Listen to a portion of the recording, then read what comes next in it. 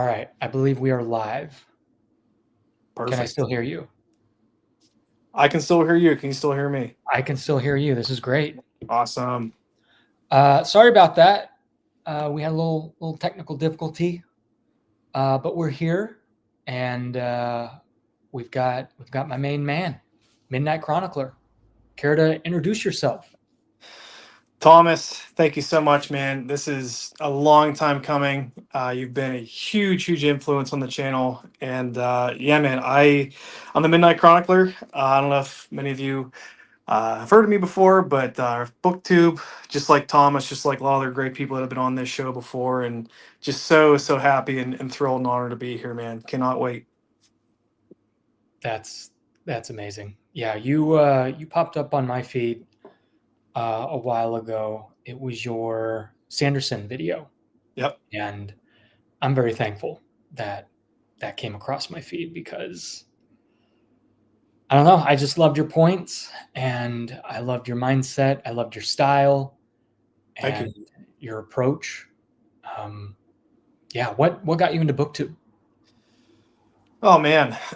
Um, it is kind of a long story. I'll be real quick with it, but I had not read for a long time, all the way up through my 20s, late 20s, and everything. It was kind of a bygone thing that I did, just hobby, and I got back into it because at work randomly one day a guy was just ranting and well, not ranting, but raving about the Wheel of Time, which is a huge, huge fantasy book series I've kind of heard a little bit about, and you, Thomas, you know a lot about it, but. Yeah. Um, he just talked it up and talked it up, and I was like, all right, I'll see if I can, maybe grab one of the books or something from that, give it a shot. Started to read the first couple books, loved it. I think we had talked before, Tom, just about like Mike's book reviews, like a lot of our Yeah. big influences and stuff back in the day.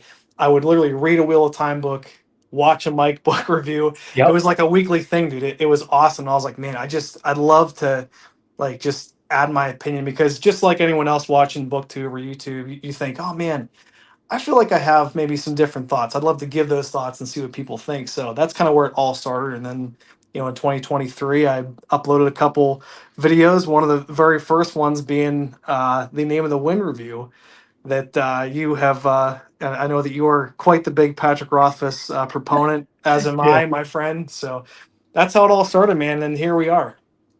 I love that. I'm in the same wheelhouse with reading a book and then going to Mike's book reviews Yep. in Wheel of Time, and yeah, I don't know, it was just a nice little routine, and you kind of read the book alongside him, Yeah, and yeah, I just yeah, and you didn't get too far into that, did you? I didn't. No, I kind of had. I guess for me, variety is kind of the spice of life, because I got through. Obviously, if anyone in the chat or is kind of aware, Wheel of Time, a lot of booktubers that you'll listen to will say, oh, the series really changes at like book four and becomes like what Wheel of Time is and stuff, or what we know it as. And I got to book four, and I have a review up on my channel, but I really did not like book four. I thought it was too long. I didn't really like a lot of the, I was real interested in what are the main, the IEL, right? Yeah. Yeah, the people that live in the desert. When I kind of got to that section of the book and we spent so much time there, I was just like, man, I'm not really liking this as much as like the trilogy that we had at the beginning. And yeah, so it turned out to be, I got a little bit tired of it and just kind of wanted to try something else. And then, funny enough, Name of the Wind was what I had tried next. And from there, it was okay. It's just like Yeah. how it goes, Tom. It's just a buffet, man. Oh, I want to try Yeah. Brandon Sanderson. Oh, I want to try, Robin Hobb. I want to try, Christopher Rocchio, and just kind of, Yeah. snowballs from there. Yeah, it's yeah, I was I don't know. I think I told you once, but I was halfway through the third book of Harry Potter before I was introduced to Name of the Wind, Mm. and I just dropped Harry like a hot cake, and just like, yep, forget you, see you later. And Name of the Wind just changed my world, Yeah. and yeah, no one writes like Patrick, and It's it's terrible when you read Name of the Wind early on in your fantasy reading years, because then it can tend to ruin other fantasy authors for you if you really think that Rothfuss is that crazy good author that I do tend to think that he is. So Yeah, yeah. Thankfully, as David right down here says, Robin Hobb is like the prime rib centerpiece at the buffet. I am currently reading Robin Hobb, Assassin's Apprentice, for the first time, and yeah, it's amazing. yeah, And it's I'm still not. I don't like to just throw out hype and all that, saying, "Oh, it's better than Name of the Wind," but um, it's captured me like Name of the Wind. yeah, And a wow, book, it takes a lot for me to be, enthralled by something, because I really want to give it my all and give it my full attention when I read something. yep, And yeah, it's awesome, and I'm happy I pushed it off, because I've pushed it off since reading Name of the Wind. After reading it, I was introduced to or recommended the Farseer trilogy, and it's like, yeah, I'll read it eventually. But again, like after Name of the Wind, I just could not read anything else. I was comparing it to everything. That writing well, style. then here's my question for you, Tom. So did you read Wheel of Time after you read Name of the Wind? Yes, Okay, but so years then later. yeah, so that's really interesting to me, because then I'm curious, because I don't think me and you have ever talked about, and I don't mean to kind of go into this off topic branch here. We'll be quick, but what is your thoughts on uh, Robert Jordan's writing? I mean, like, just was that a drastic gear shift for you? Because at times, like, I think Robert Jordan, like his writing, everything just flows very, very well. And his just like, I never thought of him as overly descriptive, I guess, until a lot of people were like, oh, he describes a button for like 5 paragraphs and stuff. Yeah, Like, did that bother you? Did you like the way that he wrote? Because I know that's super important to you. I think I well, number one, it didn't bother me. It was something new and fresh. Yeah, Uh, and I had spent enough time away from Name of the Wind and that style of writing to then kind of approach Robert Jordan's style um, with a more objective approach. Because I don't know, again, when you're comparing something, it's like it's really hard to appreciate and see it for what it is. So Robert Jordan's style, I just going into it, I knew that it was going to be quote unquote long winded, right, and I knew it was going to be overly descriptive. And I also understood that this is from the 90s. This is an older style of writing. And even though it seems like the 90s aren't that far off, but yeah, they're 30 years ago, 30 right. plus years ago. So it's just a different ball game. And I appreciated it. There were definitely uh, moments where it was like, okay, Jordan, you're definitely a couple cocktails deep, uh, and you're just going on and on. And some of the sentence Yeah. structure was just like, I just had to take a photo of it and send it to my uncle, because I'm just like, this is brutal. But I just you Yeah, appreciate it for what it is. yeah, I mean, it's one thing to be kind of long, like if when you're reading, a writer in fantasy or something, it's one thing to be long-winded but like interesting, versus long-winded and like, okay, this is kind of boring. Like, I don't really, Yeah, I'm not super invested in what you're saying. Like, that's why I think, that's maybe where Patrick Rothfuss turns so many people off, is that like he maybe it seems like he meanders, but for me, he's kind of mastered this way to meander, but like make it so flowery and interesting and have a perspective on it that is, not what you would think of, but like it seems insignificant, but like when you're reading it, you're like, it's so important to me that Bast is like rubbing this like fog from the glass, that he's cleaning behind the counter and stuff at the end. And yeah, it's just oh, you're bringing me back. crazy. It's so good. Yeah, no doubt, It's man. so good. I I know it's maybe a hot take, but I still think it's the best. It's my favorite. Everyone jumps to the argument like, oh, I'll never read it because it's not finished, or Hmm. oh, it's never going to get finished. It's like, okay, so what? Doesn't mean you can't read it and enjoy Yeah. it. And I get a little sad when I hear that, but I'm not here to push this book on people. I just want to share it Yeah. and share my excitement about it. Nothing's perfect. No book is perfect. No story is perfect, but this is the type of beverage and meal that I will choose Yeah. because that's just my kind of thing. What do you love so much about Rothfuss and his writing? Oh man.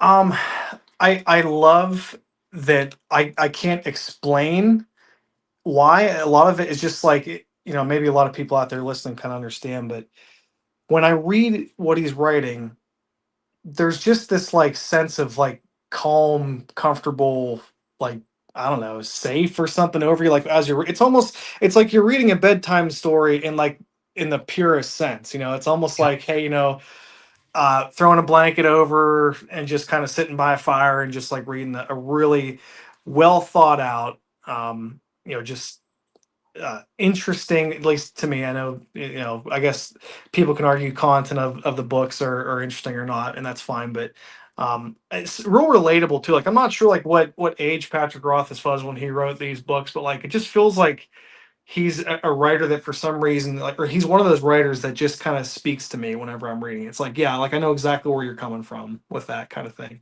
So yeah, it's tough to describe, but like I think even if you dig past the flowery writing, there's a damn good, interesting like story there too. Especially like, and I've told you before, Wise Man's Fear. I think, is way better than Name of the Wind, even though I enjoy Name of the Wind. And like that's where I can kind of see people being a little bit irritated that the series isn't finished, because I just feel like he left off, like he was starting to pull out like some tools that he has in Wise Man's Fear that's like, dude, yeah, you've got to get back like yeah. the I know I won't exactly where spoil you're stuff, coming but from. yeah, it's I know it that just gets so there's good. two instances where I'm just like, wow. And we talk about flowery prose, and I've always said on my channel about Name of the Wind how lyrical it is and how Yeah. rhythmic it is.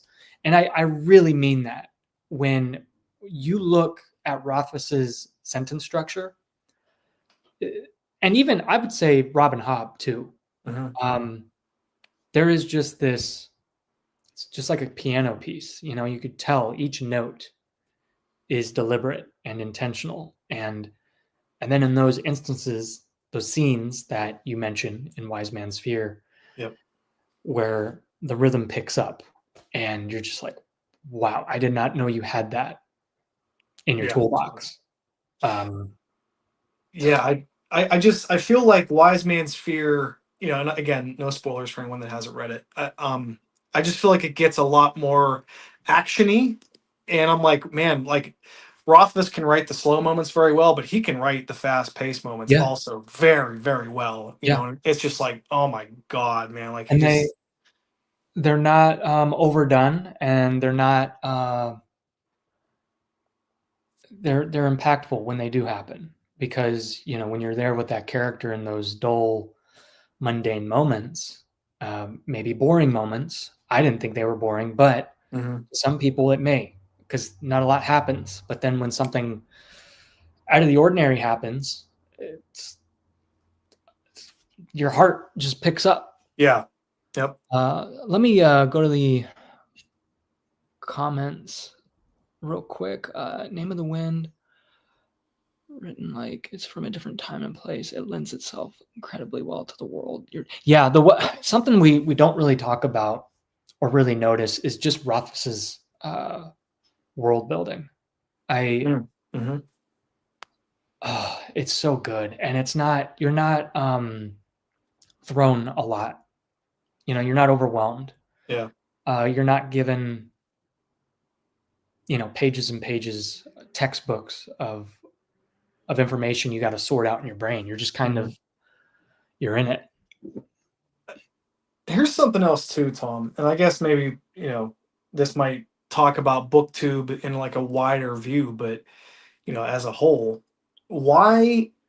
What do you think it is? Like, do you think because of, and I don't mean to say this in like a bad way about Sanderson, but like, is Sanderson's writing and stuff, and maybe some other fantasy authors, are they maybe conditioning readers to want a certain type of story, like with this real deep lore and hundreds of characters and stuff, and like maybe when they switch gears to Name of the Wind, that it's not that same kind of feeling, so they're just not as invested. Like with me personally, it's nice that I can read Name of the Wind, where it's unlike Wheel of Time and in Stormlight, I don't have to remember, oh, who was the guy that was a slave trader for the main character in Stormlight, or oh, who was this person's friend and stuff. Like, it's kind of nice to just be able to just read a fantasy book and be like, okay, I'll have to remember a bunch of names, I'll have to remember who was what from wire and everything. I don't know, just a thought that I had about that. Yeah, I mean, I will say, I think Sanderson is clearly inspired by Robert Jordan. Yeah. Clearly. And that's awesome. I love when authors wear their influences on their sleeves, much like Rockio does with Gene Wolfe. Rothfuss is clearly influenced by Patrick Beagle. Have you read The Last Unicorn? No, but ever since you actually made a video about it, I was like, You man, better. probably gotta check I that think out. that needs to be your next read. I mean, I won't say any, push that on you, but if you love Name of the Wind, you'll love this. And you'll recognize Rothfuss's influence or inspirations. Real quick, before I forget, I can't believe I just got donated. Dude, Alex, thank you. My goodness. Red, thank you. Magic player, coffee drinking book lover, thank you. And importantly, he doesn't throw a ton of terms around. For example, the prologues to Way of Kings. Oh, sorry, I might have missed something you said earlier. But to answer That's your awesome. question, I think Is booktube being conditioned for Sanderson's writing style? I don't know. I think that's like a whole thing. Yeah. I just know Sanderson is very accessible. It's not crazy deep, and I've only read one book of his, so I still cannot. I don't feel like I have the right to fully provide an opinion on one side or the other with Sanderson. I want to read Way of Kings first. I don't necessarily want to read it right now, but eventually. I do think BookTube as a whole definitely is inspired or hyped Sanderson up. And all I know is Sanderson had this project in mind with the different POVs, this his big world magic system. Yeah. That was inspired by, at least Robert Jordan's style. Robert Jordan, though, didn't have a hard magic. He kind of had a hard and soft, where he alludes to things, and there's like 3 or 4 different types of magic, maybe 5, but you're never given a definitive answer. There are hard elements to it and some rules in there, but you're never given a table like in the back of a Sanderson book, with like the different metals and Mistborn, because I've only read Mistborn, the first one. Yeah. Sanderson describes his magic systems like Rothfuss will describe like a countertop, I think. Yeah. I mean? Yeah, but Rothfuss won't remind you of that countertop over and over again. I just know Sanderson constantly reminded me of push, pull, and Mistborn. Right. And to me, it took me out of the potential immersiveness of the story. It's funny. I was talking to my wife about this. We listened. I know this is kind of different, but this connects to this. This is the example. So the example is Dungeon Crawler Carl Book 2. We listened to it. It is, I totally believe audio and reading is different experience. I'm not trying to argue anything. I'm not trying to make any hot topic or hot take right now. But for me, an audiobook, especially Dungeon Crawler Carl, was just different. Listening to that and how that story progressed and how it's written in audio form, I was taken out a lot when I was reminded, new achievement. You got this item, and then the description of the item. That audio experience is so different from reading it, because when I'm listening to it, I'm pulled out. And it reminded me of Dungeons and Dragons. I don't know if you played. No. Okay, well, D&D, you've got a dungeon master, got a few players. The dungeon master is setting the scene, writing the story in a way, presenting the tavern that the players walk into, really immersing the players. But then when the players start responding and interacting with the people and these kind of toys in the sandbox in a very immersive way, the dungeon master may interrupt, be like, well, hold up. And then it starts getting into like rules and mechanics. And that right there, that kills my immersion. So when I'm a player and a DM does that and interrupts me in my immersive state, it kills the enjoyment. Not all the time. So with Dungeon Crawler Carl and Sanderson constantly reminding me of that magic system, it's like, okay, I know that's Sanderson talking to me. That's not the story. Right. And super long-winded. I know. I just no. My point was made.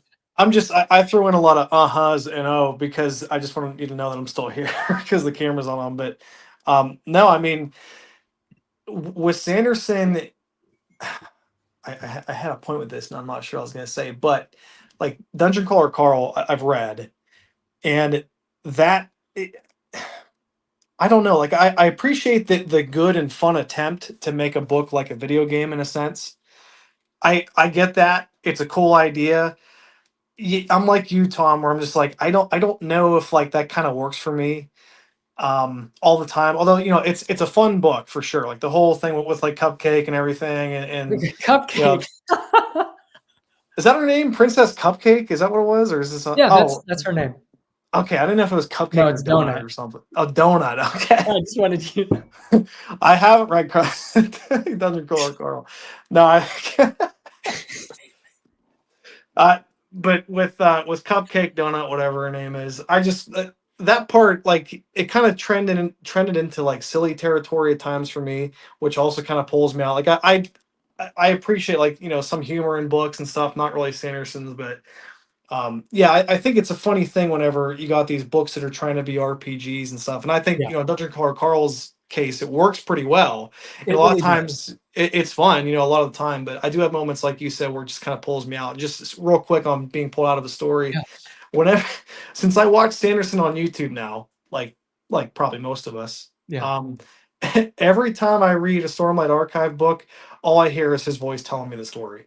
And it's not really helping the enjoyment factor me, because no offense to the guy is a genius.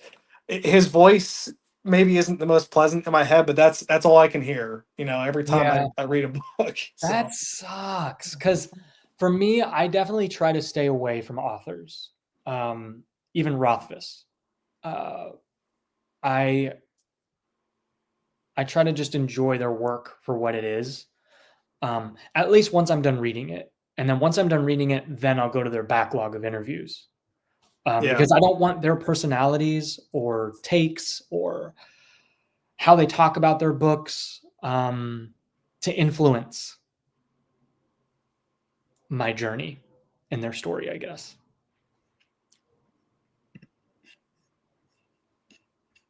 Oh no, did I lose you? No, I'm here. Okay, holy cow, I was scared. Real quick, let's go to the chat, and then I'm going to ask you a question. Yep, let's do it. We're doing a lot of Stormlight. Yeah, I do know that Mistborn is and was one of his earlier works, and even the the first Stormlight was pretty early on, and that I think he wrote that before or after he had started writing the last 3 books of Wheel of Time. I think he started Stormlight like as he was finishing up Wheel of Time, just as an FYI. I think. Yeah, I agree, Daniel. I think he emulated Jordan perfectly. Perfectly. There were only a couple instances where I was kind of taken out with just Sanderson's similes. They're very like, okay, all right, Sanderson. But that's just my taste. Really, whether we like these books or don't like them, and what booktube is, hyping up and as a collective community loves, we all have different tastes, and really it's all about having conversation, and this is more to the people than you, Midnight. We all have tastes and we all have likes, and I've noticed, especially recently, I think 2 hours ago, I got called pretentious again on my Mistborn review video. I I get gotta called look up what that pretentious. word means. I get called pretentious a lot. Not a lot, but there's just a handful now, and it's just that when there's a negative comment on my videos, it's the P word, pretentious. And I feel like when I disagree on something, it's never just because you have an opinion doesn't mean you're pretentious. Like, Yeah. and I'm not disliking it for the sake of like going against the crowd. We all have tastes, and you and I prefer, that Lies of Locke Lamora and Name of the Wind kind of story.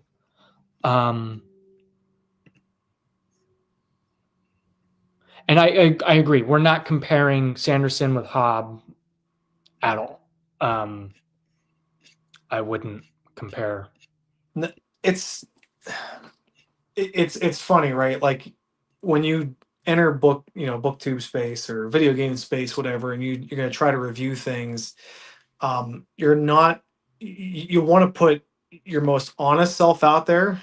Yeah. And if anyone in the chat just would know as well, if you guys made videos also, but it's tough to maybe have a hot take about something and put a video up for fear of are people going to think I'm just like hate baiting or something? Are people going to think I'm just trying to overly level on a book or something? It is tough to strike a balance.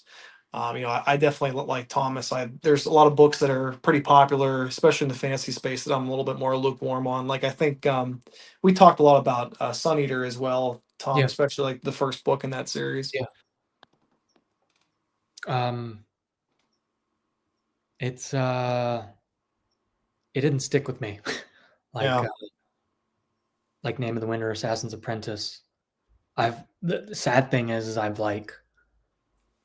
forgotten a lot, which is crazy because I just finished it a month ago. Yeah. I don't think I was fully invested, which, it's not the best thing, but I like this thing right here. I don't think we should be afraid to like both types of writing styles. I agree. I think, there are tastes that, I have and that I like and that I yearn for and that I look out for, but it's not a bad thing to like a different style, like just like a film or a video game or just how a story is told. Sometimes it's nice to have that. Red, thank you so much for hanging out, man. Yeah, really Red. appreciate it.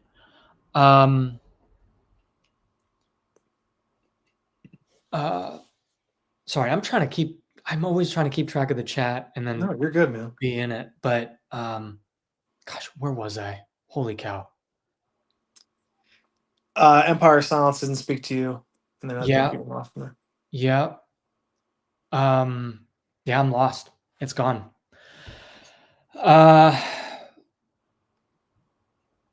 In all fairness, I haven't watched the Mistborn review. Okay, David, I will say the body language, and I'd say the first half of that review, yes, it's pretentious. If I just want to use that word, I can definitely tell. But then my true honesty comes out because it's, and I just like to have that conversation, that conversational attitude where, and I don't know why people confuse pretentiousness for honesty, but Right. Yeah. I mean, why? I didn't find anything about your review pretentious, Tom. I think you might have. I think it was probably bold to put yourself out there to be like, "Hey, I'm not as big of a fan of this as everybody else is," which isn't easy to say, especially with Sanderson's work. yeah, It's definitely he's like the golden goose, right? I mean, when you jump into booktube, I mean, let's just say it, right? When you jump into fantasy books like booktube and stuff, you go down that rabbit hole, you find, you know, Mike's book reviews, a lot of other people, yourself or whatever, and you know, Sanderson is going to be a name that you hear all the time. He's got a gigantic booktube channel and or YouTube channel, and it's just you're going to accidentally stumble upon him and his work, and it's going to be influenced to you. So, that's it's definitely tough to go against. How much influence that has, but you yeah. know, It is very interesting with booktube, and well, just like being a part of a community, and like when you do have a potential hot take or just an opinion that is not as common as that everyone else has, yep. and that there is apparently backlash, and I just um I don't know, it's kind of sucks when you see people just like clearly not watch the full video, or if you have a thought on uh, I guess my two hot takes are audiobooks and Sanderson. Yeah. But I voiced them in a very conversational way that I didn't realize people would take offense to it so strongly. But that's just the internet. um, Again, like I've always said, my channel is all about honesty and being real and having that conversation. So putting yourself out there, whether you have a positive or negative thought on something, um, you know, that's Yeah, you take a risk, right? I mean, yeah, and it's all right because in the end, guess what? A year or two from now, whenever maybe that book that you weren't a fan of, time isn't very kind to, people go back to your stuff and say, "Oh yeah, Thomas was real at the time and he didn't like it," or I didn't like it and it ended up being maybe a more quote unquote favorable opinion. But ultimately, you do have to just kind of trust yourself and just be honest about it. And I think more times than not, you'll end up as long as you present an opinion well and you do people will agree with you. So sorry. My friend here. Oh my gosh. Roach, stop, dude. um okay, what are you currently reading? Because you made a post about Sanderson that you want to read Sanderson. yeah, What have you read of Sanderson, and what are you looking forward to next in his work? yeah. So right now, it's really tempting to go back to Sun Eater and dive into Demon and White because I did love Howling Dark, and now that book did save that series for me. So I'm very Oh, that's tempted to go awesome. back to that. Yeah, Yeah. man, Howling Dark is really really damn good. Oh, that's good to hear. At the moment though, I'm trying to kind of take care of the leftovers, as they say. I got it partway through Morning Star. I got to finish that book up, which is the third book in the Red Rising series. Okay. Fantastic book series. I got Okay. to finish. I got to finish up. There's another book I started too. Red Seas Under Red Skies, which is the second book in the Gentleman Bastard series. Lies of Locke Lamora. Have to finish both those up, and then we'll jump to something else, man. But right now, it's kind of a chill. Life's been busy, so just trying to catch up on Yeah. all the scraps and all that. So Yeah. it's kind of nice though. It's it's crazy. Like I kept seeing these videos pop up in my feed of, April month reviews, like April reading recaps kind of thing. And I was like, "Huh, I'd like to make one, but I didn't even really finish a book in April. But then I was like, you know what? Let me just go ahead and do it. Let's just make one. I saw it, man. It was great. I appreciate that. Veniz, great seeing you. Thank you so much for hopping in and stopping by. But yeah, it really is, it can be overwhelming. And I know I sound like a broken record because I say this all the time, but it can be overwhelming when you look at BookTube and you see everyone else reading 15 books a month. Yep. And I read one chapter today. I'm on chapter 8. Nice. I've read 137 pages in this book, and it's been a month. One chapter today, man. That's more progress than I made. So hats off to you. It can be overwhelming. It can be like, gosh, am I really a boring channel? I hope people will still watch me, even though I'm still like, hey guys, I'm still reading Assassin's Apprentice. But again, it's quality over quantity. Yeah. I would say. Yeah. I think. Yep. I think, you know, if it takes you 2 months to read Assassin's Apprentice or whatever it is, and you drop a fire review of that or something with like a really interesting perspective, people aren't going to care how many books you read. Honestly, I don't like seeing that, you know, other booktube channels have read 5 or 10 books a month because they way outpaces me.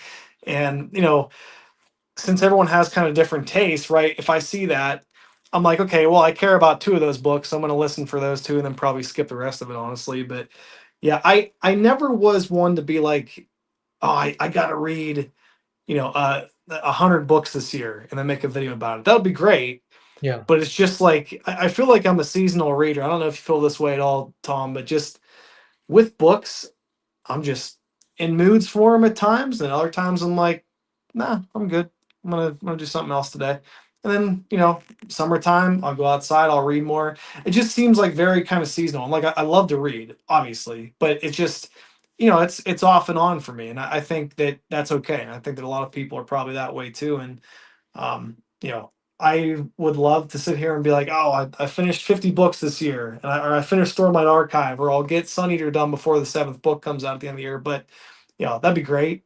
We'll see if it happens. But yeah, it's all relative, man. I think I don't think people care so much about that as maybe some people think. Yeah, and I'm right there with you. I'm a seasonal reader. I'm a mood reader. I like to kind of have that parallel with what I'm watching, what I'm playing. Yep. I like to read something along the way, or just the weather. Cool, it's sunny out. I want to read a summer book or something that gives off the season of fall.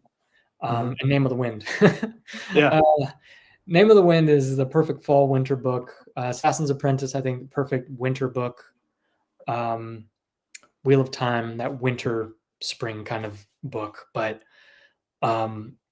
what's your thoughts on this, Tom? I kind of, and I'll ask you a question at the end of this real quick, but I feel like the fantasy book genre is a slow reader's worst nightmare in a sense, because for me, like, there's so much out there that I cannot wait to start, but I can't just put aside what's right in front of me all the time because it eats at me sometimes if I don't finish the book that I'm reading. And I just have a bunch of these like half done things that are in the background that bug me. But I feel like, you know, the fantasy genre is so vast. That's what I was going to ask you. Like if you were always into fantasy books, or you know, if it was something that kind of like me or that kind of bloomed up later in life for you, and how that all kind of got started. so, like, are you asking, like, am I always going to be reading fantasy, or how did I get into fantasy? How'd you get into it, and like when? Like, has it been like, oh, you know, you read The Hobbit when you were 10 and you've loved it since then, or something like that? Let me just pop that in right here. But real quick, I just got a lovely comment. Oh, awesome. Okay, wait. Yeah, I think this channel has influenced take time reading rather than meeting a goal. Yeah, exactly. Taking time to read and just being intentional.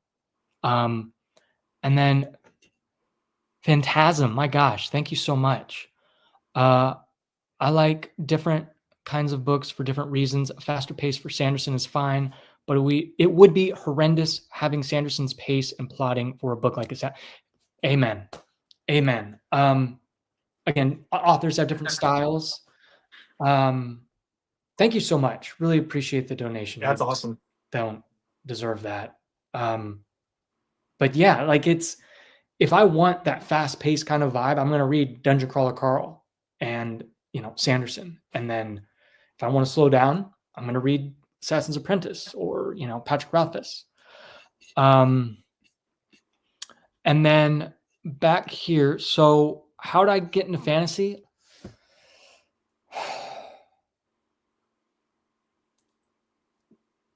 I don't know. I think I got into fantasy mainly because of imagination, number one. When growing up, I was just this imaginative person, always playing games.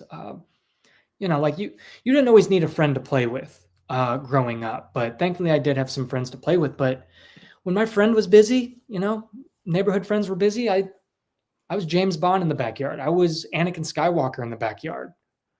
I was making up my own games. I was building my Legos. I was telling stories, writing, drawing.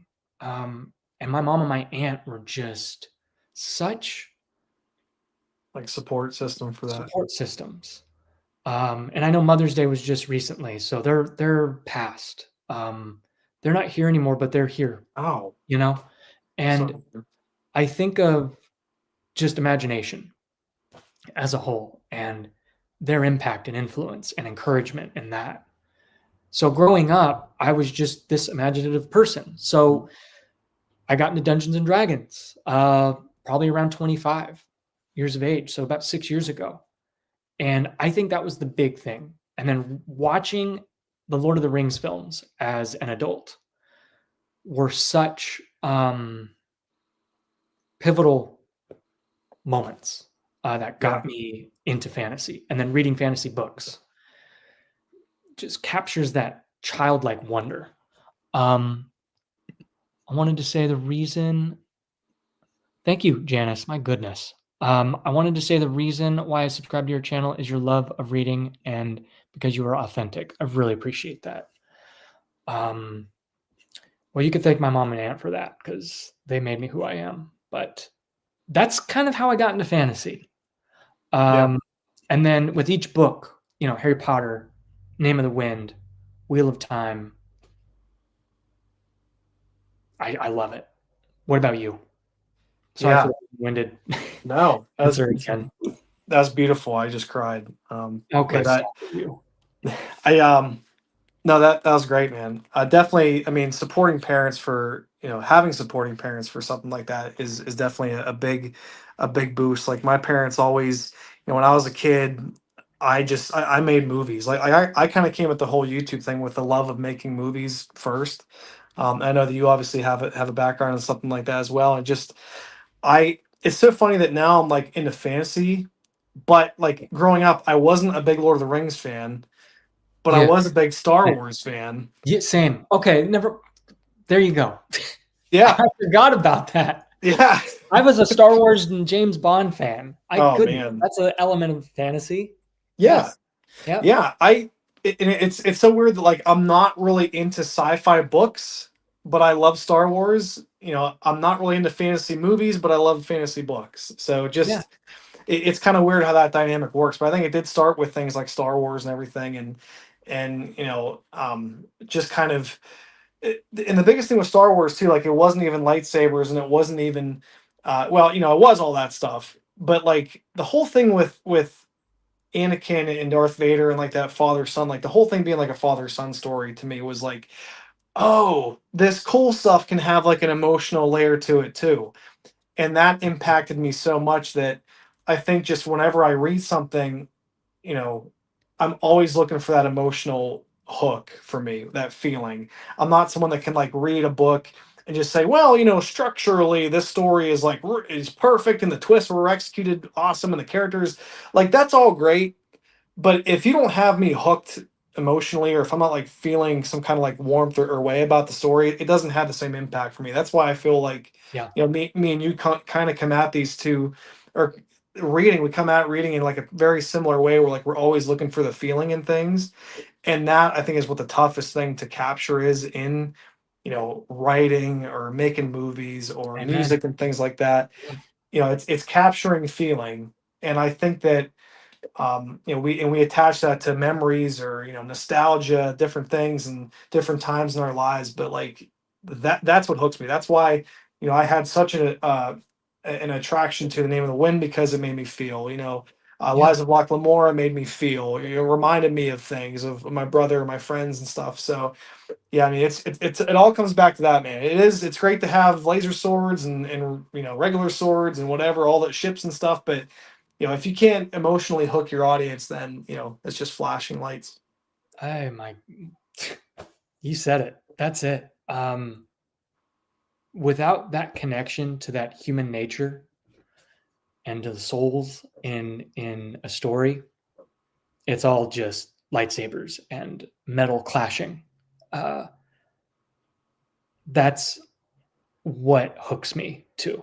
Yep. Is that feeling, that emotional connection and depth that I constantly reiterate in my videos. And I know I sound like a broken record, but I want to remind people that, hey, this is why I read and what I look for. And clearly you do too. And that's why I love talking with you. We've had a couple conversations on Discord, and I love our conversations. Same. And what you mentioned about memories and nostalgia, that's what I love so much about Name of the Wind and Harry Potter. And, right here, Assassin's Apprentice, Yep. is that feeling and that just being brought back to a moment in time. Like I was right here, in this moment, or I felt the same way that he's feeling right now. Or even just a random memory that just resurfaces and it just kind of tugs at your emotional, strings. Yeah. And what I've loved is something I want to try to implement a little more. And I think I just do it naturally, but is tying the books that I read to life, to my life, Yep. and what's happening in my life. Because I think that's what creates something relatable and connective. So when I talked about Wheel of Time, I can talk about and bring up all the memories and chapters of life that I experienced Yep. throughout that series. The 2 years of reading that series, I had heart surgery. I got engaged. What? I got, uh, I moved twice, got married. It's all of these things that happen, and it's just like that You had series. heart surgery, Tom. Oh my gosh. Yeah, I have a pacemaker, Oh so my gosh. it's nothing. Really, Dude, I was born with it. Not born with a pacemaker, but born with heart disease. that's crazy. I don't mean to get you on a tangent about that, but wow. Yeah, Sorry. no, it's fine. I'm very thankful that I'm healthy. Trust me, when I'm on the cardiac floor and I have to get surgery, I have it very easy compared to a lot of other people. Good point. All they had to do was, anyway, that's fine. But moved one pacemaker, took this pacemaker out, put a new one on this side. Have to be on blood thinners because both of these arteries they have thick wires in them. Yeah. I don't know if you know what a pacemaker does, but they literally put a wire, like a lead that goes through your artery, and they lead it down into your heart and they screw it. It's crazy. Yeah. And the I pacemakers actually know that right here. my fiance's watching this. I can tell she probably is sitting there nodding, being like, "Well, he does this and stuff."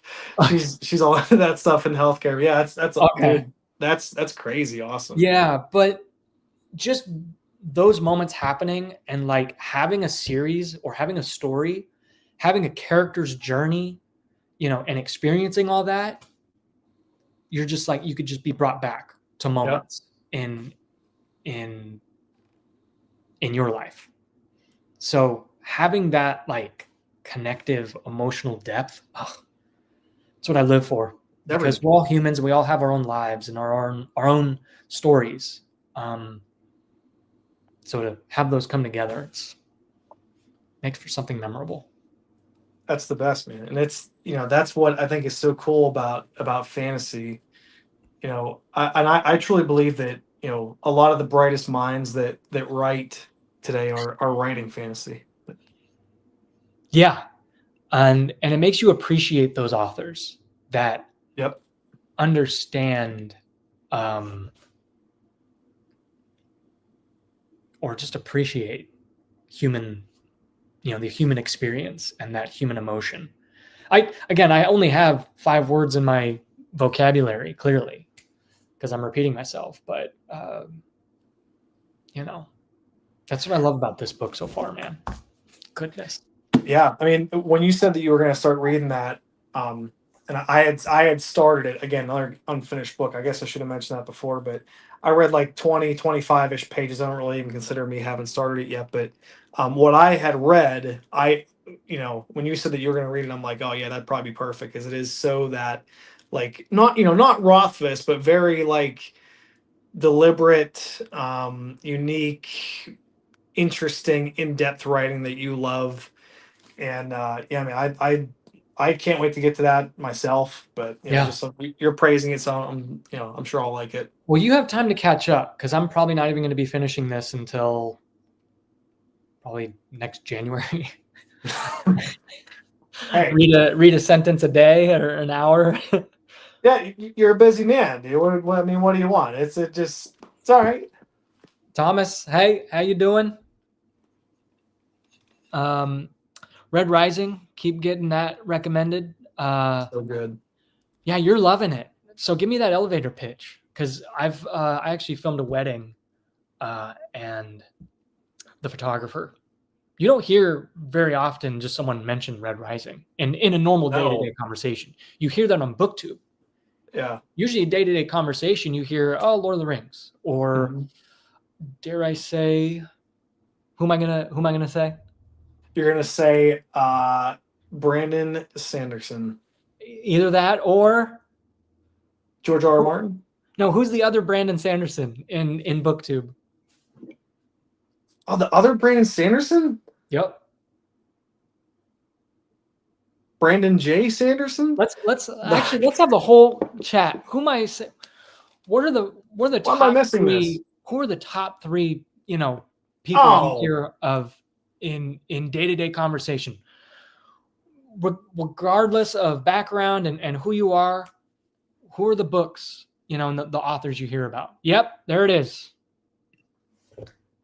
So you hear. oh, So hearing in everyday conversation someone mention Red Rising, I was just like, oh my gosh, you read books that yeah. like, and she actually mentioned she loved Will of Many, and she's like, if I love Name of the Wind, she's like, you got to read Will of Many. Oh, the Will of the Many is another book I've got to try too. Yeah, I would, maybe to my credit, Tom. I don't know. Maybe to my credit, I didn't think of Sarah J. Maas. I So, I you see it, you see those books everywhere. you do. Mons, wow, so great seeing you pop in. You loved the Red Rising trilogy.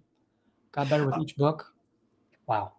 It, Thomas, here's a short Yeah. Red Rising elevator pitch that Okay. will make some people mad, but I don't care. I'll just say it. Red Rising is kind of like Sun Eater, except if you trim the fat and made everything go fast forward to all the good parts and stuff, basically. Whoa. Different But plots, you also obviously, like but book 2 of Sun Eater, so that's good. yeah, Okay. it it's very fast paced, and Yeah. he's definitely different, shifting gears from Rothfuss or anybody like that, obviously, but I think it's in a good way. I think that Pierce Brown, the author of that series, is just, he's also a genius, and there's a lot of cool gadgets and things like that. A lot of emotional impact in those books, heartbreaking scenes, awesome scenes of just brotherhood, friendship, all that good stuff. It's a great fun series, and the books are not very long, so I'll finish one in like a month or two. So Goodness. Okay, maybe I'll have to give it a shot. So many books, so little time. yep, yep. Whew. Uh, it could feel daunting, but then you're just like, you step back and you're like, hey, I'm in this book. Let me focus on this one. And, these other books right here, they'll be waiting on my shelf. Is there any better feeling, Thomas, than whenever you're reading a book and you literally can't put it down? Those moments for me seem like they're kind of few and far between, just lately with life and everything. But like, Yeah. there's nothing better than being like, oh my god, I'm just tearing through 10, 15, 20, 30, 50 pages and be like, I cannot stop. Yeah. Like that is a different kind of high that I don't know if you get in like any other medium, like TV shows, video games. I feel like books are super unique in that way. I And I agree. just I love those moments. I agree. Unpretentious Book Talk, you've been there since the beginning, and I appreciate you being here. Thank you. Yeah, it's one thing to binge a TV show or binge Elden Ring for a whole day, Hmm. but when you just metabolize a story through the written word, and you're just like, wow, it's been 3 hours and I haven't put this book down. It's a very rewarding feeling. Yep. Uh, Just those moments where like the words you're reading, like literally the words right in front of your face disappear, and you're just watching like the movie in your yeah, head happening. yeah. My wife spent an entire day off of work reading the third Dungeon Crawler Carl book, and then she spent Nice. no, I think she finished it that whole day, just ripped through it, and it's so much fun to see my wife, who is not the biggest reader, but she's a very intentional reader, and she also doesn't read things that people tell her to read. Oh, you have to read this book. Oh, Right. no, you got to read this book. I've told her, hey, honey, you got to read Name of the Wind. And I've nudged her here and there, but I love that she stands for, what she loves and what she doesn't like. And it's fun to see her read what she loves. Yeah. And I And took some photos of her, just she loves sitting on the floor. Her and I both like to sit on the floor and read, and it's just fun seeing her, yeah, and you have someone in your life, like, every moment that you can just start talking about that book with too, and just throwing theories around and stuff and enjoying all that. Phantasm again, my goodness. Thank you. You convinced me to give Wheel of Time another chance. I would really encourage you to finish the Farseer trilogy, Amazing, and the Live Ship Traders. Yes, my goodness. The fact that you say that the second trilogy is your favorite, that's my sister's favorite of all time. And she's read Name of the Wind, and she's read probably 1,000 books. She reads a lot, and of all sorts of types of books. And the fact that you say the second trilogy is your favorite, and I'm already loving, the first one, I appreciate the encouragement. Phantasm, what book did you leave off of in Wheel of Time, and how far did you get? And share me some of your thoughts on your initial impression of Wheel of Time. If you could recommend one fantasy book for a first-time fantasy reader, which one would it be? All right, Midnight, you go ahead. Oh man, I love that. one fantasy, yeah. One fantasy book for a first-time fantasy reader. So here's my thought process. I don't want to say Stormlight Archive. I feel like that's way too long to start with. Yeah. I almost don't want to say Name of the Wind, because I feel like that's something that maybe you have to read a book or fantasy book or two and then jump to Name of the Wind potentially. Honestly, I would say Game of Thrones. And I know we haven't talked much about Game of Thrones, but that's a whole other thing. I mean, Wow. Game of Thrones is just incredible. Wow. And I'm someone, Thomas, just real quick, that I don't really care for the TV show. Yeah. My dad is a huge Game of Thrones television show. Like him and my mom watch that religiously. He loves it. I asked him to read the book. He's like, it's just the same as the show. So he's like, I'm not really going to read it, but It's it's totally different from the show. I know that for a fact. yeah, it's definitely. I liked the Game of Thrones world I built in my head more than what I saw on TV. Just when I did watch it, but I would say Game of Thrones just because you're getting that kind of good pace, not too meandering, but yet very great writing that will probably hook you and get you to read more fantasy books after that. Love That's that. probably an easy choice, but that's what Okay. I would say. Okay. Stephen, the Shy Warrior, thank you so much for hanging out. Really means a lot. Get some nice reading in. Yeah, and I feel like the cool thing, I haven't read it yet, but I know it's probably along the lines of Robin Hobb, in that realistic sense, that grounded human experience of life with fantasy. Because when you think fantasy, you think of just all the flowery, fairies and dragons and all the high fantasy stuff. Yeah. But it's like low magic, it's gritty, it's real. And I feel like when you read that for the first time as your first taste of fantasy, you look at fantasy through a new lens, rather than just, kind of get lost in the conglomerate of dragons and orcs and all the tropey stuff. Yeah, I don't really, I'm not one usually, and maybe you're different, but I'm not usually one that's like, I want a book series that I'm gonna know every character and dive into all the lore, read all the side stories. I'm not really one for that personally. I don't know what you feel about that, but I know a lot of people just love and it's great, that people want to get just lost in a certain world. But I just am like, so I want this, I want that, I want that book, I want to read that. Like I just want like a piece of like everything rather than just diving headfirst and being in a certain world for like, months or years on Yeah. end. Yeah. Oh, I would recommend Name of the Wind. There you Uh, go. because again, it's much like, it's that different approach to fantasy, and it's not your typical fantasy story. So when someone is able to read that book for the first time as fantasy, I think they can approach the genre of fantasy in a more, I don't want to ruffle any feathers, but a mature view. Yep. I think Name of the Wind and Lies of Locke Lamora, Assassin's Apprentice, Game of Thrones, they're very mature. And I don't mean as in content, yes, maybe, but they're very they're just grounded, and they're not like that happy-go-lucky feeling where there's no consequences, because there's so many stories where a consequence will happen or a mistake will be made and it's solved the next page. Yep.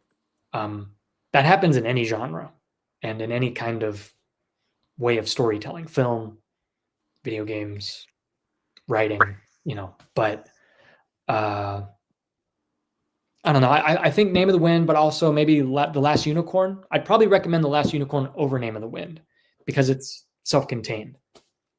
And I think Yeah. that type of writing is something that I think everyone needs to be exposed to. It's very poetic. It's very ambiguous, metaphorical.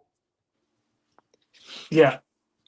It's interesting because I guess that's a good point with it being a self-contained story with last unicorn. It just I guess you want to be careful that people don't expect a finished series versus if they do, like Yeah. with Game of Thrones and Name of the Wind and stuff. But Yeah. like I'm kind of like you, where is it a great book? Yes, okay, I'll read it. It's not really going to bug me that much personally if the series isn't finished. I Yeah. know other people don't feel that way. That's fine. I just it never bothered me, honestly, and I can't wait to read more Game of Thrones. Just hopefully here soon.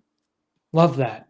Um, with Wheel of Time, if we didn't get the last 3 books, I'd still think it was a well worth Yep. series to read and to reread.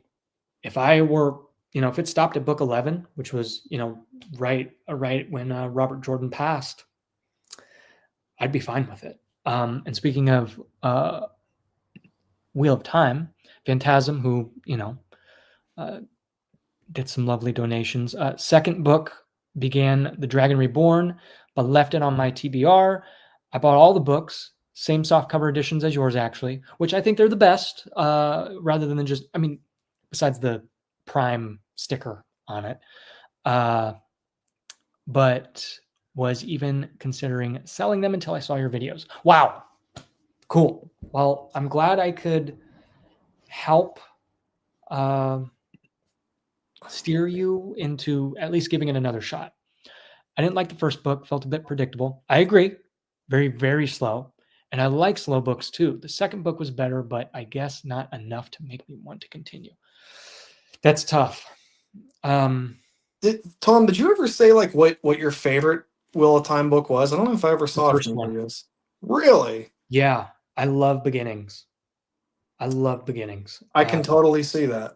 I just love those simple, the small town, the little farming Yep. kids, and then this great task and weight of the world gets shoved on their shoulders, and the whole series is them navigating that whole weight of responsibility and who to trust and who not to trust. And it's such a good series. And yeah, it's not perfect, but it's tough. Phantasm, I hope you give it a shot, but again, don't feel bad if it's not for you.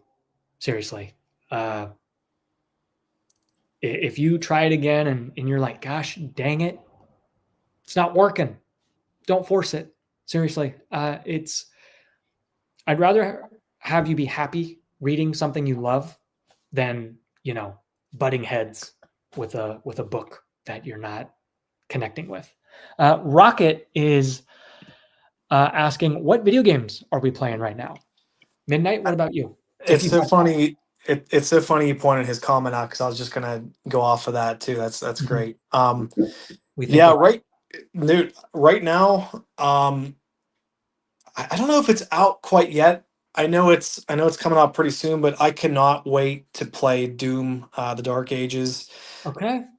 Oh, that game is going to be insane. And then I don't know if you've heard of this game or not, Thomas. It might be right up your alley, which is Expedition 33 is a game that I really need to try out, man, because Everyone, people are just, everyone I mentions cannot wait to try that. What do you Okay. think? Let me take a look here. I've never heard of it. Expedition 33. Turn-based new game, Final Fantasy-ish style. All right, I'll screenshot it, look at it, give it a shot. I kept seeing Arc Raiders. I don't know Hmm. what that is. I don't know if it's like an extraction shooter. I think it was you, Logan, who mentioned it in one of my comments. Um, yeah, I'll look at. Is it on Xbox? Because if it Yeah, is, I it's might. not only is it on Xbox, man, it's on Game Pass. How I don't much know if is it? you're. Oh, it's on Game Pass. I don't Yeah. have Game Pass. I'm trying to limit the subscriptions and save money. That's fair. This day and age, though, man. I mean, Game Pass is a steal. Yeah. I mean that's. I mean, Doom is going to be on that. Expedition 33 Okay. is on that. Okay. I'm a big Gears of War fan. That there's a Yeah. remake of the first game from that coming out. I mean, yeah, Yeah. it's a crazy time to be a Game Pass sub. But yeah, although Tom, I think that Expedition 33 is not like a full price game, which makes it even Okay. crazier. Okay. I'll look into it. I just my wife and I are trying to beat Baldur's Gate 3. Mm. We're like 60 or so hours in. We're at the city. Trying to get through that. Life got in the way, taxes,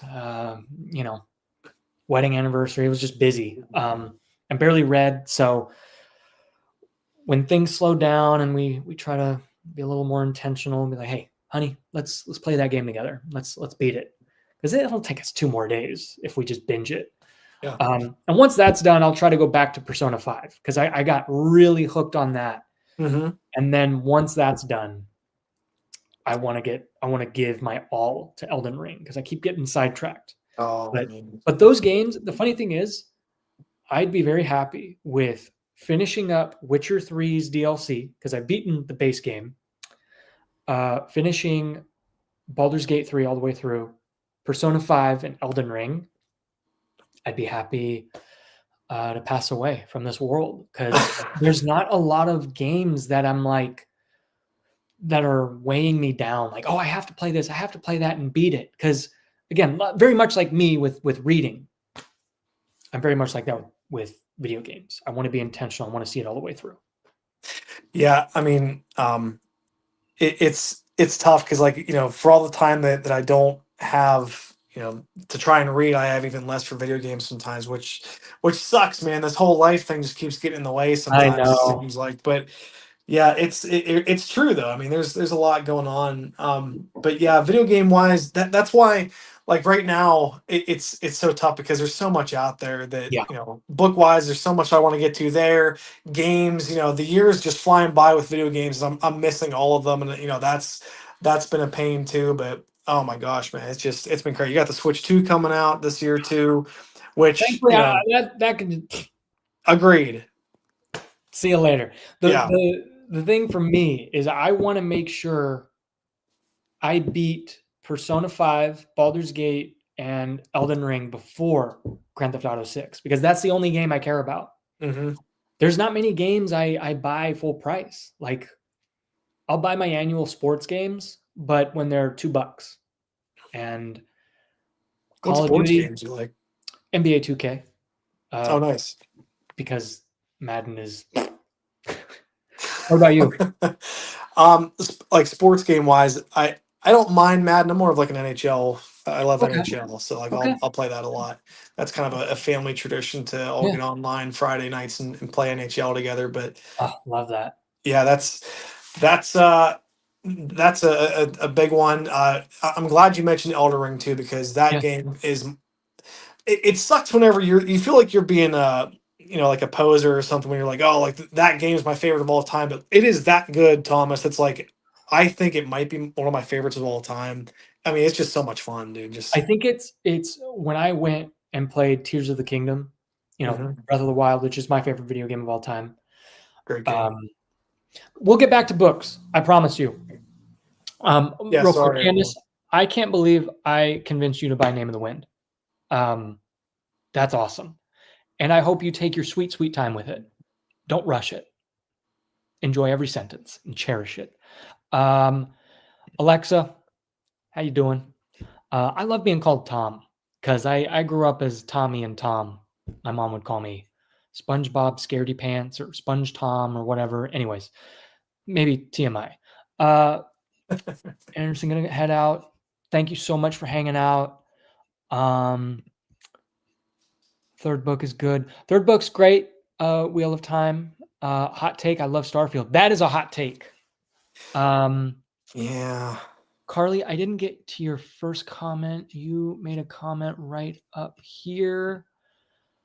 I think a first fantasy rec highly depend on the original, where they're originally coming from. Historical fiction, romance. Yeah. Hobbit is a good first time fantasy because it's kind of your traditional fantasy. Yep. I still need to give Elden Ring a try. It's a bit tough for my liking, but I love the vibe of it. My daughter wants us to play the new Demon Slayer game when it comes out this fall. Okay. So yeah, I think the cool thing about Breath of the Wild is it's that perfect game for me, but then Elden Ring kind of takes some, it doesn't have all the elements that I love so much in Elden Ring, or I mean in Breath of Wild, but it's got that grittiness and that maturity that I wish Zelda would lean into eventually. Mm-hmm. That difficulty, enemy variety. I love the simplicity of the open world in Elden Ring and how yeah, it's adult Breath of the Wild. So Yep. yeah, that'd be Yeah. the second boss. It's both of those games, Tom. It's just Tom. Yeah, Sorry, I'm used to calling you Thomas or Tom. love it.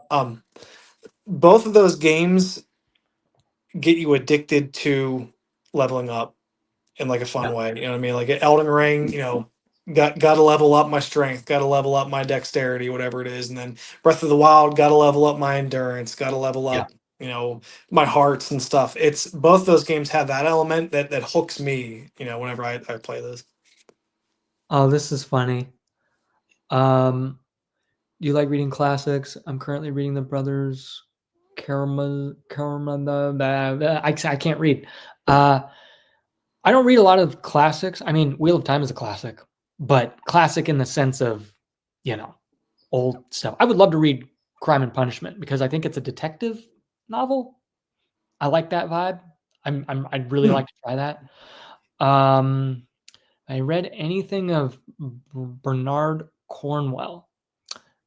No, but sounds familiar. Uh, Elden Ring is amazing, but it makes me tired after playing it for some reason, kind of like the Wheel of Time.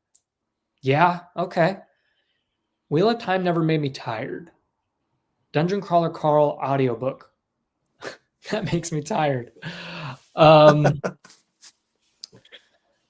Yeah, Elden Ring, it's relaxing but stressful, but Yeah. also cozy. It's crazy.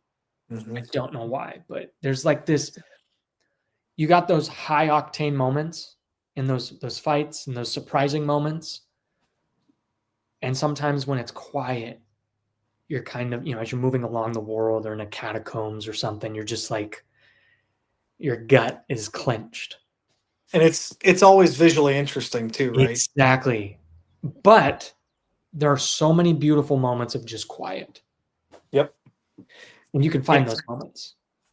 And Elden Ring too, Tom, is just like it's the ultimate go off and discover cool stuff game.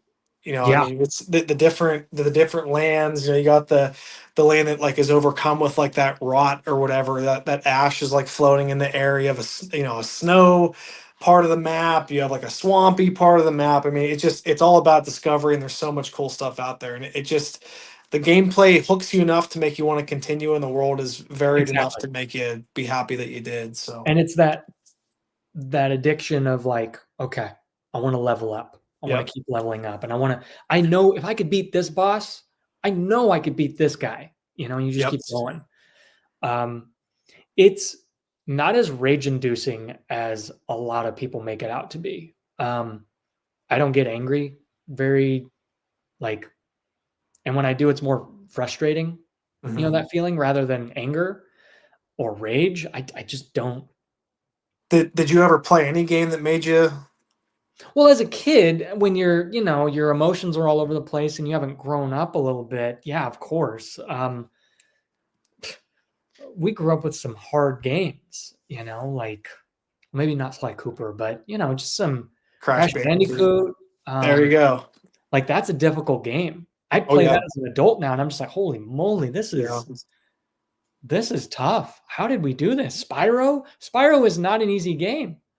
Um, yeah, there's a lot of stuff but nowadays I think more rage inducing is Call of Duty because the game plays itself. It's so systematically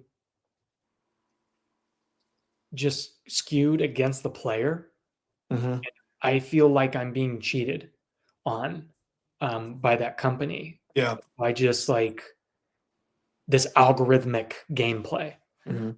Um, anyways, enough of video games. Speaking of video games, but kind of transitioning, how much more time do you have? I'm good, man. Whenever you're ready to Okay, head cool. out, we can do Cool. it. We could stop in like 40 minutes maybe at the 2 hour Cool. mark. Yeah, that's fine.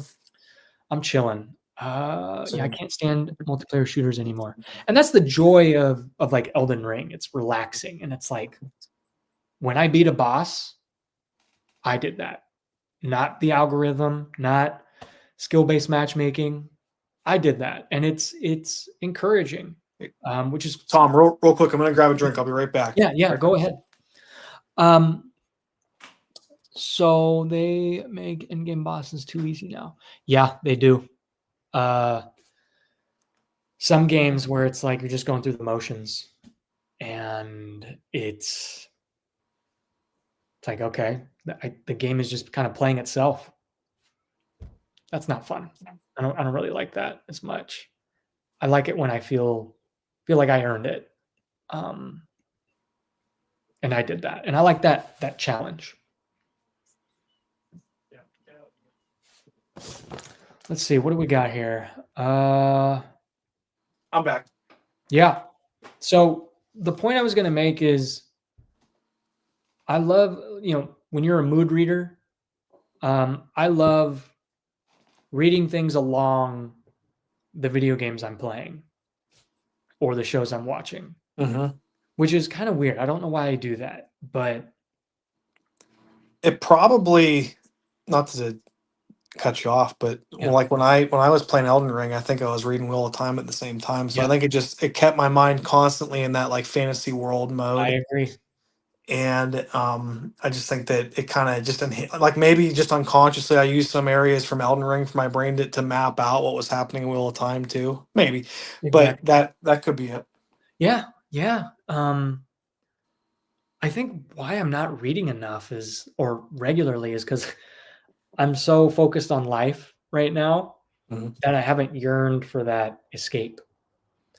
There's a lot of responsibilities coming up, a lot of contractual jobs, and you know, being intentional with your time with people that I've Yeah. been focusing on that I haven't been reading. So when I'm like playing a video game, which I haven't been playing that much, I'd be like, wow, I really want to read my fantasy book alongside my fantasy video game. Yep. So when I play Elden Ring, I want to read something along that line. Yep. Yeah. And and I think that with fantasy and stuff now that people that maybe read Brandon Sanderson, I mean, you even have guys like Brandon Sanderson playing Elden Ring too. I don't know if you saw his videos on that, but so you have that connection there as well. But I think just constantly keeps you in that mode. Yeah. This is a good question by Logan. Let me ask you, gentlemen, has any book surprised you that you thought you'd hate but ended Great up question. enjoying? I'd like you to take this, Midnight. Uh, my current favorite book of all time, Lies of Locke Lamora. When I heard people talk about it, I didn't think I would give a damn about it. It didn't sound interesting. I wanted more like Tom, how you would say like just like that fantastical Sanderson like fantasy, Wheel of Time like fantasy, and Lies of Locke Lamora completely just gobsmacked me, and I was like, oh my gosh, I mean, this is so Yeah. much better than I thought it was gonna be. But yeah, it's definitely that one for me. What about you? I think the only thing I can say right now, because again, we talk about expectations. Yep. And when you allow a hype train to, carry you into a book that you've never read, that will influence how you approach and view that book and that story. And I think, Empire of Silence, Yep. this book uh, right here, that one surprised me in the wrong way. Like, I'm like, ooh, I don't like it. Yep. It's not what I expected. I still liked it, but I didn't hate it. I just didn't feel as strongly as a lot of other folks did, in the positive way. Now, when I did extensive research about Wheel of Time, you know, after finishing various books and whatnot, and coming off of like Mistborn and the Witcher short stories, um, I heard a lot of mixed reviews, as in like, oh my gosh, it's the best thing ever. Oh my gosh, it's the worst thing ever. So that, I'm getting a little bit of reverb. Oh, I think we're Just a good. little bit, maybe. Still That I now, think is Tom, or are you good? that I think is the only one that surprised me in the best way that I ended up loving. I think, yeah, Wheel of Time. That's the only thing, because I haven't when I read something, I don't want to read something I feel like I'm going to hate. If Right. that's the case, then I'm just not going to read it. Um, Yeah, and it's actually is the reverb gone for you, or is it still I don't know. Hello, hello, hello, hello. How are you doing? A B C D E F G. I think we're good. cool? Perfect. Yeah, the other thing I was going to bring up with that too, Name of the Wind was a book that I didn't think I'd like, and purely because, and this will sound maybe bad, but I don't like the cover for that book at all. At least the one that we have here in the States, the paperback. Man, that's a strangely odd, not very interesting looking cover. But then I read it and I was like, oh my gosh, it's just amazing. So that's another one too to go with Lies. But yeah, I just wanted to mention that real quick. Yeah, yeah. People don't know that we were going to do a video a month and a half ago about book covers, our favorite book covers. I still want to do that with you. I have your clip that you sent me. I just got so busy that I didn't Yeah, participate. So for those of you it's who there are when you need it, watching man. this, No rush. we're making a little video together about the book covers that we love, and even book covers that to books that we didn't even read. Because there's a handful of covers I love that they are the covers to books that I will never, most likely, ever read. Yep. Without Wheel of Time and Name of the Wind, which would you say are your favorite books? Oh, okay. See, very good point, because I always tend to talk about only those two. Oh, It's a good question too. it's a very good question.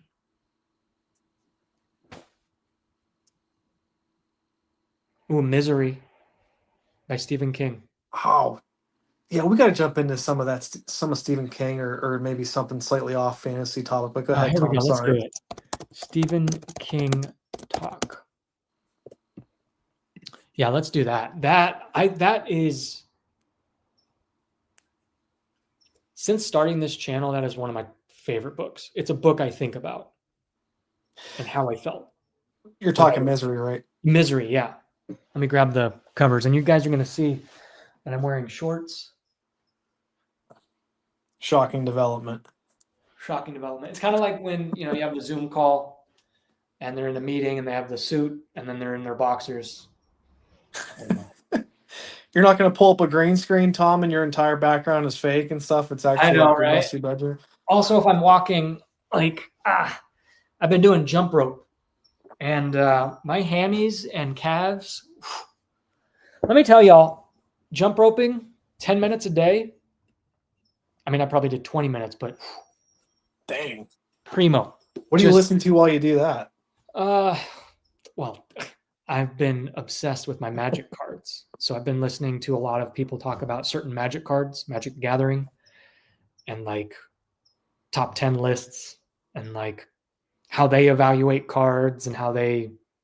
Oh, dude, Anyways. we could maybe not today, but I mean, there's a trading card rabbit hole we could go down to that for sure. Oh, I love it. Okay, Oh, but dude. Misery, Yep. one of my favorite books of all time. My favorite Stephen King book of all time, as of right now. And I haven't read much of his books, but what about you? Stephen King. It's so funny that I started a booktube channel after I had taken a long break from Stephen King, because like booktube for me missed my Stephen King era, but I was real into him about when I was probably from like 18 to 21. I read a ton of Stephen King books. I just was on a kick, man, just for like a year or two straight, just one book after the other, just couldn't get enough. And eventually it burned out. But um, man, I the first one of his I ever read was Under the Dome, which is a 1,000-page absolute chonker book. I read it in 2 days, which is a feat that I could never repeat. Wow. Um, that is a fantastic book, by the way. If anyone's Yeah. ever read Under the Dome, great, amazingly simple, but so interesting setup. Just a small town like the one I live in, or maybe what Tom or you guys in the chat live in. Just one day, dome appears over the town, and what these town people do. It's a microcosm of like just like influence and how that starts to spread amongst people, and like people, factions being developed and stuff, and all that. It's so cool. But a Stephen King book that I love, and I love a lot of the typicals like it. I haven't read The Stand yet. I really want to read The Stand at some Same. point. Same. I did not. I hate saying this. I didn't finish this series. I did not finish, but I was loving The Dark Tower. Okay.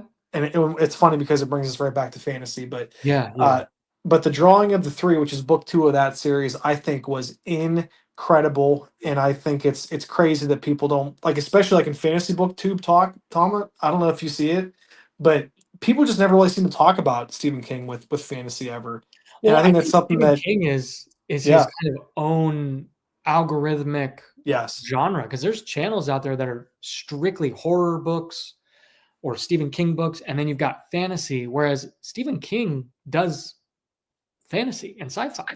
yep, I think Stephen King is his own genre because he's so yeah, popular that he has his own section at any bookstore. So it's funny how that goes. But um, I read the first Dark Tower book.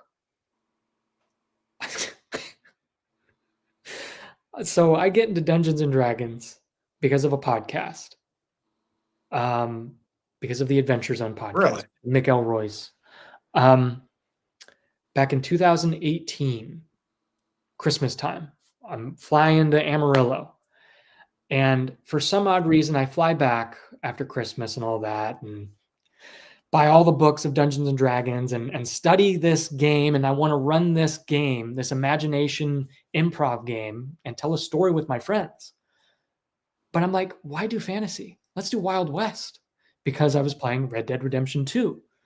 So I looked up all these rules on like, okay, how do we make a gunslinger? How do we, make these different classes that correlate to fantasy, but actually Wild West? Why would I do that? But one of my biggest influences was, okay, let me just read the first Gunslinger book. hmm I read that thing in 2 days, and I hadn't read a book in forever. I don't remember a single thing about it because I was just reading to try to grasp themes and more just atmosphere Hmm. so I can project that in how I tell a story for my players. So as an adult, 5 years, 6 years, 7 years later, I'd very much love to reread that series and eventually get into, the Drawing of Three. And um, I hear it's amazing. yeah, it's so funny how you, like you mentioned, that Stephen King is so big that a whole fantasy series he wrote, which is fantastic, is kind of left in the background because Yeah. he himself is so, he's a genre all to his own. But um yeah, I see in the chat there they mentioned about 11/22/63. uh Mhm. I DNF that one, liked what I read, but wasn't quite for me. But that's definitely It's one a, that a lot of it's a people big point boy. to. It's a big book. Yep. I'm just trying to give Nope. these.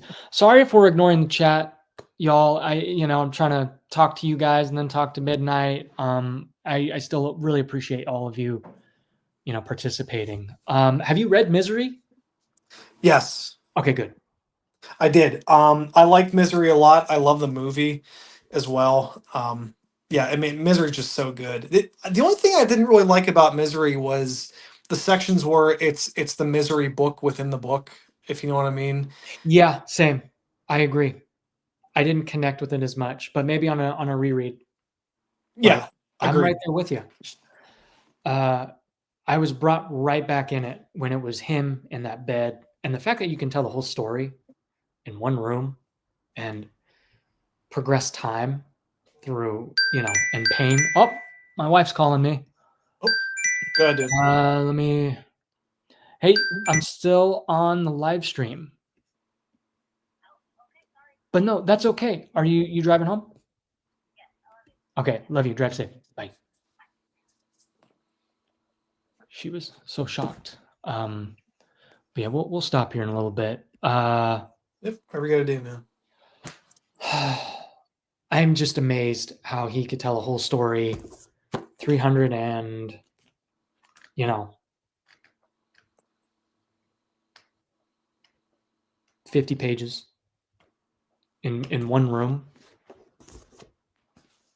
Yeah, I mean, he can really kind of, he flexes his muscles with a lot of different topics and a lot of different genres. It's crazy, and especially now, I don't know if you saw it, Tom, but there's a new movie based on The Long Walk that's coming out. There's a trailer Yeah, for I it the other saw day. something about that. I had heard a ton of praise about that book before and seen the trailer. I'm like, okay, I guess I got to go read that one real quick too. Yeah, yeah, I've heard a lot of that, praise on that. And, it being in the top 10 of various tubers. And it's funny with Stephen King how people will rate his books very differently. And it shows how versatile of a writer he is and how he, you know, people like different things of his, and people rate his books in a different way, and I like that. Yep. And Misery's right up there. I didn't like Salem's Lot as much. You talk about a book, Logan, who mentioned the question about like, hey, any books that you thought you'd hate, but you ended up loving. I thought I loved it, but didn't end up hating it, but just didn't hit for me. Was Salem's Lot. I really wanted to like that. I love how you mentioned Midnight, how he does towns, little towns and Yep. characters. I love that in Salem's Lot, how he's able to just kind of build and immerse you in a little town, Yep. different personalities. Yeah, he's super talented with that. Especially even like in it. And I thought I heard you say before that you hadn't read it yet. But like it is just captures that feeling Oh, of you say just, it? yeah. Yeah, Yeah, I sorry. have yet It, to read it. literally it. Yeah. But um yeah, like even in that book, he just you feel like you're 12 years old again, riding bikes around your local neighborhood and just hanging out with friends and stuff. Like he captures that perfectly. And it's again, it's that it comes back to that feeling thing with me. Oh, it reminds me of whenever I was a kid doing that and stuff. Yeah. Even though two completely different, like the 60s with him and that, and like the 90s and early 2000s with me. But it's just it's crazy how talented he is with all that, and he really, and I think someone had mentioned too in the chat about um you know a lot of his books are interconnected with that world. He was doing a lot of like what Brandon Sanderson does now, like Mhm. way before Brandon Sanderson. Like Yeah. he did the whole, Dark Tower is connected to it, is connected to the stand. It's like all that, and you didn't have to know it. Like maybe unlike Stormlight and stuff, you didn't have to know that the bad guy in the stand was the same bad guy or a big main bad guy in the Dark Tower In the Dark series and Tower, stuff. It yeah. just was a thing. Same thing. I think there's a connection with Salem's Lot too. Yes. And I love that, these little Easter eggs. Yep. That's something I would love to do. If I know I don't know if this person is in the comments, but way back, someone asked if I were to write a book. That's something I would definitely do, is have connections in little bits of the world, and mainly more like Robin Hobb's approach, how she wrote a series but split it into trilogies and touches upon little um, you know areas, um, and different lives in that same world. Yep. And I love that. Whereas kind of Easter eggs are in Stephen King and his uh, world. Yep. Whereas other authors tap into the sense of childlike whimsy and wonder, King really knows how to tap into the fears and insecurities, all those emotions you're going through growing up. Yeah, I agree. Yes. Stephen King knows how to make you uncomfortable. But not do it in a way that's like over the top. He does it in a way that's like relatable, like just an Yeah, embarrassing moment. when you're a kid, you know, people getting bullied, people doing the bullying, like just like family dynamics and things, and like having maybe a parent that is a drunk or whatever. Like Stephen just knows how to tap into that dark side of humanity and make it fun to read, but like doesn't take it like real far where it's like grotesque or anything. But Yeah, it's not like I don't know. I'm sure there's twisted elements in his writing because I've yeah, only read a handful of his books, but um, I don't know. There's an approachable aspect to his writing, and his the way he writes. It's not over the top. It's not inaccessible, but also right. it's not like juvenile. It's just good No. storytelling, Yep. and it's just so good. And What? it also, as someone who has written bits, little stories here and there, it's encouraging to know. It's like, wow, I could do this too. Yeah. I mean, speaking of doing that too, one of my probably top 5 books of his is on writing. Yeah, I mean that book. Oh my god, man! His actual life was as fun to read about as yeah, just the stories and stuff. The yeah. moment where he finally, they're a struggling family. He's a writer. He's an English teacher. He's making peanuts basically back in the day. Follows his passion, sells Carrie, and like the moment where he recites, when he sold Carrie and he sold like the paperback rights for like 200,000 or $400,000, whatever it was, and just like sliding down the wall with the phone in his hand and stuff, and just being like that moment was so freaking cool. I mean, it's just I love it, and it was so just like wow, like you're there with him describing it.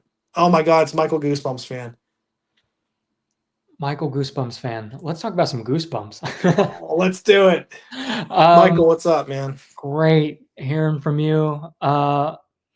Phantasm, I love this comment. Exactly. Robin Hobb creates a tapestry with conduits to the main story, where Sanderson does it more. Yeah, and very much like a comment we got earlier. Yep. I've already forgotten. It's okay to like both styles and take breaks and reading, that kind of MCU cinematic, camera POV kind of style of storytelling and accessible storytelling. Whereas, and it's okay to read poetic, ambiguous, uh, beneath the surface type of stories. Yep. And there's no wrong or right answer. Like everyone has different tastes. Yeah, Goosebumps. Thomas, have you read Song of Ice and Fire? Every time I see, I have not, David. And by the way, thank you so much for coming back and tuning back in. Every time I see,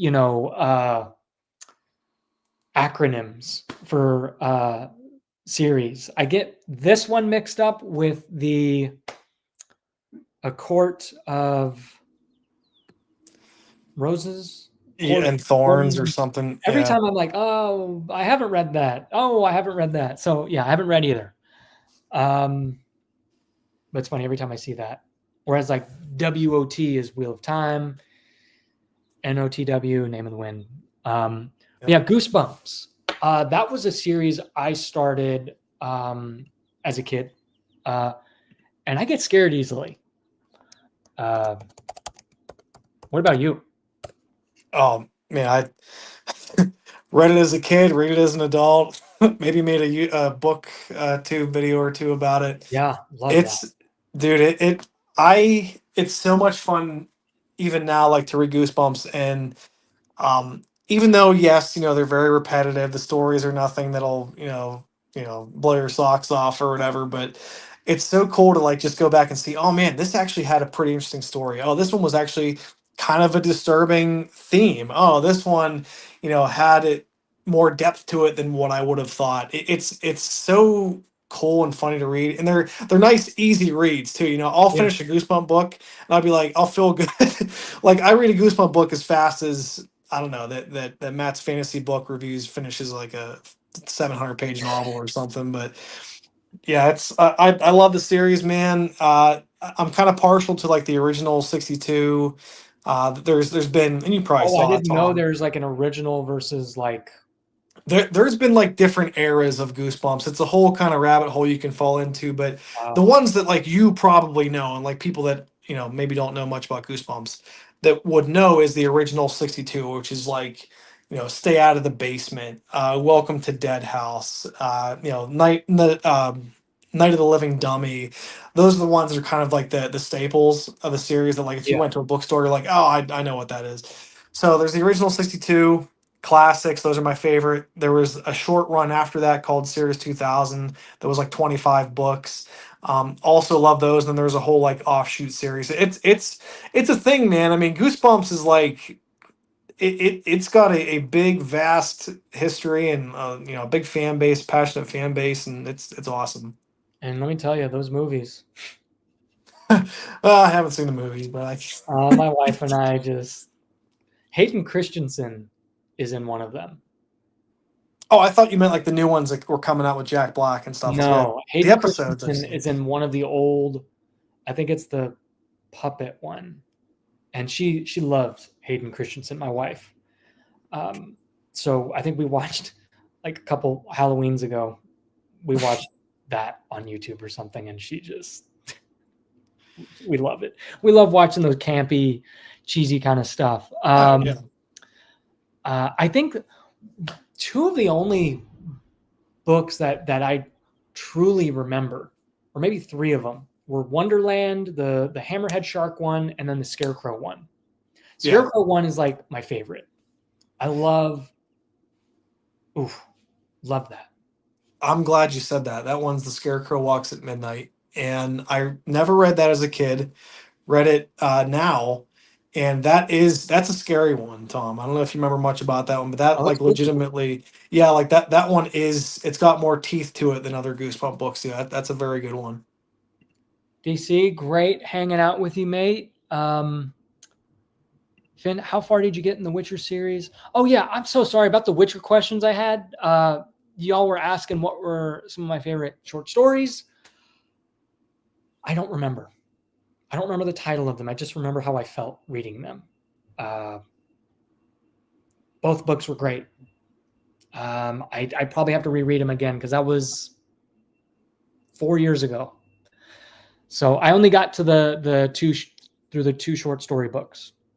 Um, do I read any classical literature? I have yet to read classical literature, but I'd like to try it for sure. Absolutely love R.L. Stine. Did you guys read Are You Afraid of the Dark in the U.S.? Is that a I could R.L. be I could be wrong, but I don't know if Are You Afraid of the Dark is a book series. I feel like that was just like another TV series, Okay. kind of like Goosebumps. Okay. Talk about, I think, a series that captures that almost Stephen King Goosebumps vibe. Uh, the first season of Stranger Things. Oh, yeah. Like, I dude, that yeah. um, Are you a that Stranger Things fan? yeah, I think I'm partial to the first season. Hmm. I think they should have kept it to one season and just kind of leave on that cliffhanger, Yep. um, and just not overstay your welcome. But it's still fun. But you talk about a masterclass of storytelling, and again, I'm going to use the word ambiguity and just keeping the audience in the dark while also keeping them interested. Amazing. Yep. Yeah, I mean, It's a very short and beautiful book. Okay. just for Stranger Things to tap into that Stephen King energy without just being like Stephen King, or without just like copycatting him, basically, like with It and all that, but like obviously paying homage to things like It and Stand By Me, kind of Yeah. like with the Yep. kid characters, to pull that off with an original idea like they did, so cool. And there's not enough like good shows lately that kind of show, you know, how friendship should be and stuff, and I agree. and how in this day and age where technology is such a thing and kids are always on their cell phones and tablets and stuff, to show like, hey, this is how it was back when we were younger, and to like go on adventure and stuff. That was so cool, and it did it so Yeah. well. Yeah. It's Stand By Me is such a great film. I haven't read the book, the short story. I'd love to. It's titled The Body. Yep. Perfect summer read, I feel like. Yes. Just that and season 1 of Stranger Things. Just I don't think anything's really captured that nostalgia, that wave of friendship and nostalgia just so perfectly. And Irish Midnight does. Just look up Midnight Chronicler. He'll pop up. Amazing channel.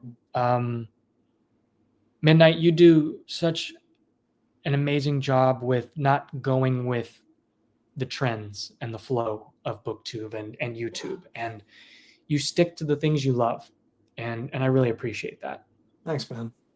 I think we're done here. Nope. My wife's going to be heading home here in a bit, and I got a phone call in a little bit. So yeah, thank you all for watching and hanging out with us. Midnight, goodness. So much fun, man. We got to do this again. 100%. Absolutely. Can't wait. Thank you so much for having me, man. It was so much fun. Love doing this. Yeah.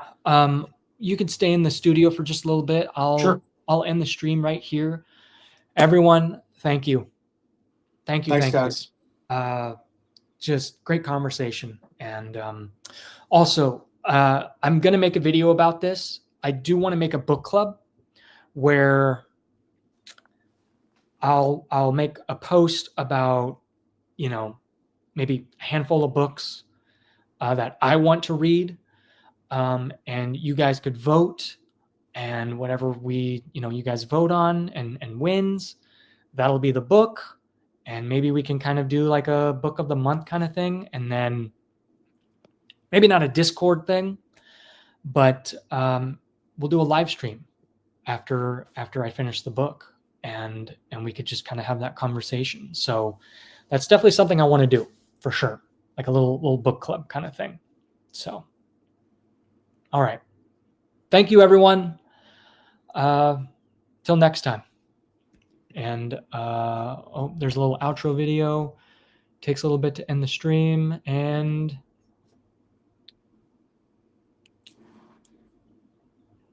is it end?